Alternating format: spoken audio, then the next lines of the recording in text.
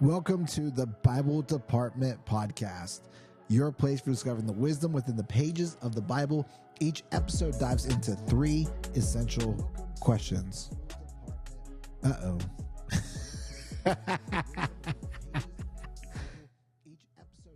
don't know what's going on. Oh, that's right. That's okay. Wait, hold on. Okay. We screwed this up. Hold on. Let's close that out. There we go. All right. Hey, let's run it back. We'll fix this. We'll fix this in the edits. That'll be all right. Okay. All right. Here we go. All right. Let's try this one more time.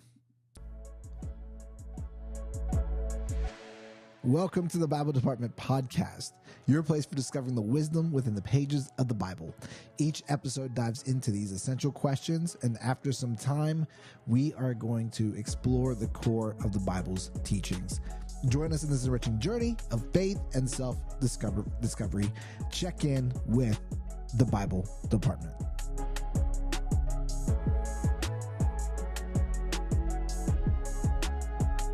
All right.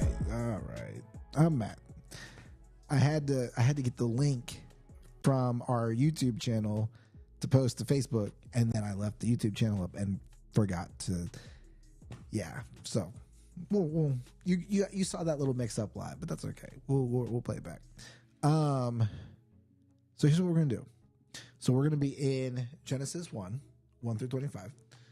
I'm gonna go through that. I'm gonna give you my thoughts as I spent some time this week studying it, and I'm really excited to share with you kind of my thoughts. So again, as a reminder, Genesis 1 through 25. In the beginning, God created the heavens and the earth, the whole world, and on certain days he put stars here and moons here and planets here and animals here and fish here. And on the one of the days he created people. He created the human race to go out. And so as we look at Genesis 1 through 25, that's exactly what we'll talk about. In the beginning, God created the heavens and the earth. The earth was formless and empty, and darkness covered the deep waters, and the Spirit of God was hovering over the surface of the waters. So when I see this, what's interesting, move over. There was a, I don't remember who said it. I think it was my father-in-law that said it. And we were talking about something, but there was a story. He was sharing a story about William Shatner, because we were watching something and William Shatner was on TV, and Kristen was like, "Oh, I thought William Shatner passed away," and apparently he didn't. But William Shatner went to space. William Shatner was, what do you call it? He was the captain of Star Trek or something. I'm a Star Wars fan. I've never seen a single episode of Star Trek. So if you are a Trekkie, as they call it, I do apologize for my ignorance and stumbling over who Captain Kirk and William Shatner is. So I apologize. But so he went to space, and he was sharing in an interview with whoever he was speaking to. I believe it was Vanity Fair or something like that. Yeah, so he was talking, and I don't know if you guys will be able to see this, whatever. I don't know necessarily how true this is. This is just what I saw, and I mean, I guess it has to be true because they wrote an article about it. This is from as.com,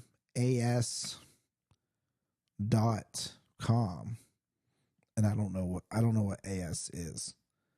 I really don't. But nope, that's not what I want. Let's try it again.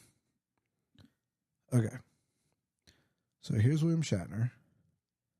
He said, "My trip to space was supposed to be a celebration. Instead, it felt like a funeral," he wrote. "It was among the strongest feeling of grief I have ever encountered. The contrast between the vicious coldness of space and the warm nurturing of earth below filled me with overwhelming sadness. And then it goes on to say this is a phenomenon called the overview effect, that this has been described by psychologists, or a state of awe with self-transcendent qualities precipitated by a particularly striking visual stimulus. And so I guess what it's saying is when he went to space, he saw like nothingness. Like it was straight pitch black, and then this glowing blue and green rock that is just hurtling through outer space. And so I think when you see the significance of the beauty that is the earth, and you can know it intimately, meaning like you can know it as like, because we experience it every day. Like we interact with the earth every single day. We're outside, we're touching grass. We're when you're a kid, like you might be climbing trees. When you are outside, you might have a dog that you walk, and so you experience the parks, and you've been in its rivers. And if you live by the ocean, like you swim in the ocean, or you surf, or you would do all these things, and so you know the earth intimately. But I guess for William Shatner, to be removed from that and to have this like overview, to see like just how massive this thing is, and know that you are so really so small and insignificant. What he, like this is, I'm assuming what he's getting at is like this overwhelming grief that comes about. But when I think of our first question, what does say about God, about his plan and things, like Genesis 1:1 or Genesis 1 whatever, the earth was formless and empty. When I was doing a bit of studying, I was trying to get this idea of what it meant to be formless and empty. And so what I found was that it was how did they word it? The formless was it was an unorganized, and an empty, what they believed back then is that if there was something inhabiting, and this gets into like the theories of Genesis, but if something was happening, it was chaotic and it was unordered. And so that's what it means by empty. It was unordered, so it could not produce life. And so that's what they're getting at by being empty. They don't see the empty as at least the articles I found, they didn't see the empty as like there was nothing on it. Like there was this all the right stuff was there to be created and shifted and shaped and stuff like that. And so what God did is create the earth to be full and full of life, to multiply and stuff. So when I think of his plan, I see this in Genesis 1 and 1 through 25 is just this narrative and story that could also be poetic. I don't read Genesis as poem. I read it as a narrative. But it has a poetic nature to it, because it flows. And so everything is being created, and then everything is good. And so the question became for me, like, what did good mean? And so it wasn't good in the sense of perfect, but good was in a sense that it was in unison and it was harmony with God. That's what I found about when it said, because it kept saying good over and over and over. God created light, light was good. God created the stars, and it was good. God created the day and the night, it was good. So it wasn't like the sense of perfect, but it was the sense that it was, I mean, well, obviously it was perfect because God created it, but it was more around the unity aspect to it. What does it say about humans? That's the second question. What does it say about humans? Is that there is a setup for us to be in tuned, in unison with God. And the whole thing was to be enjoyed. Let me go down to, we didn't even get to 26. Okay. So here's the rule, which is hard. This is hard to do. So part of this podcast is I want to stick to just the verses that were given. I don't want to be able to pull into Genesis 4, Genesis 9, or Romans 3, or anything like that. I want to stick simply with Genesis 1 through 25. So when I think about human, I thought the humans was in 25, but the humans weren't until 26. But what does this say about humans?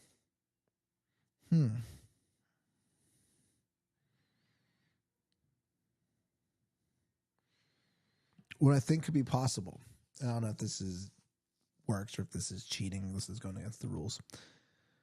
What I think is possible is that if God cares about all these things, if God cares about the flowers and the sky, and in verse 20, the waters to swarm with fish and other life, and he created God sea creatures, and he created things that scurry and swarm. And he says to the fish, fill the seas. And he says to the birds to multiply. And then he says to the earth, to all of the animals to produce offspring of the same kind, livestock, small animals. And isn't there something about flowers too? Maybe not. I don't know what it was. But if he can do it for fish, if he did it for fish, and if he did it for the animals that scurry along the ground, I would assume what this says about humans, but we don't know because we're just seeing 1 through 25. I would assume that what this is about humans is that God wants them to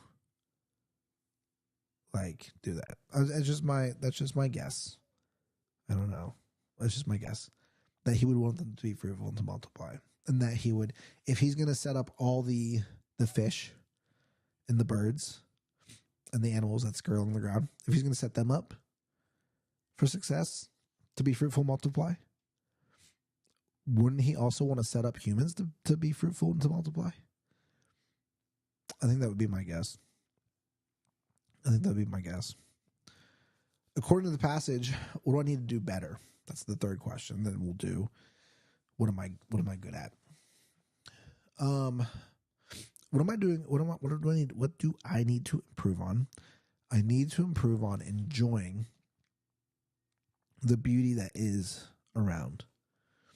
That so often I can get caught up in man-made stuff, which is nothing wrong with man-made stuff. I can get caught up sometimes with TV shows. I don't watch that much TV. Like it takes a lot for me to get hooked into a show. I tried watching what's it called? Tulsa King on Paramount. That did not work out for me. The last show that I just binge watched was probably the new Game of Thrones. But it takes a lot for me to binge watch a show. I say all that to say we can get caught up in the man-made stuff like shows and Netflix and movies and stuff like that. I know the Marvels just came out. But for me, I want to enjoy more of the creation of what's around. When it was a little bit nicer out and I'd go for a walk, there's the sidewalk by our house. The people who own the property don't take care of it. And so all their grass overgrows. And so I would, walk through it and touch it, and I would touch the grass. And it was the most, it gave a sense of realness. Like it's an ongoing joke within the video game community to say, like, if someone is like playing the game a lot and they're really, really good and they're sweating and all that stuff, like the insult is dude, go outside and touch grass. But I did that. And there's something about touching grass that connects you. So if I were to do something that makes me get better to do that, that's something I want to do, is just to enjoy the beauty of the earth more. And so what I have been doing is I'll get up and I'm trying to stay away from like technology. And so by about 6:42 is when the sun starts peeking up over our neighbor's house. And so it starts getting light out. And so I'll sit on my porch and it's cold. So I'll be all dressed up and bundled up and stuff. But I'll sit out on the porch for a little bit and take in that cold air and just let that sun come up for about 10-15 minutes. Also, I've been listening to the Alex Huberman, something Huberman, whatever his name is. I've been listening to his podcast, and he's like, "As part of my morning routine, I go outside and I get immediate sunlight." And so that's what and it's nice. It's refreshing. And I think that was like I think that was my next question. According to this passage, what have I been doing well? And I think that's it, is like starting to do that, to go out and enjoy and find ways where I can be fruitful and multiply. And so those are just my thoughts on Genesis 1:1-25. So thanks for hanging with me in this rendition. We were supposed to get on Friday, but it was our daughter's birthday yesterday, so we had some stuff going on yesterday, and then we had a birthday party, so I was hopping on late by myself. Kristen wasn't able to join. But next week we will have a full true episode, and we have a special surprise, which I'm excited to introduce in next Friday's episode. So you'll have to just hang out on Friday to see what happens. I'm Matt with sowcincy. You can follow us everywhere on social media. Please subscribe to the channel. Please subscribe to the channel. Most of all, we really do appreciate it. A big shout out to our 3 most recent subscribers that have taken us from 72 to 75 subscribers. We are on our way, moving up the chains. We appreciate y'all. We love you. Have a great rest of your weekend, and we'll see you next time. Bye.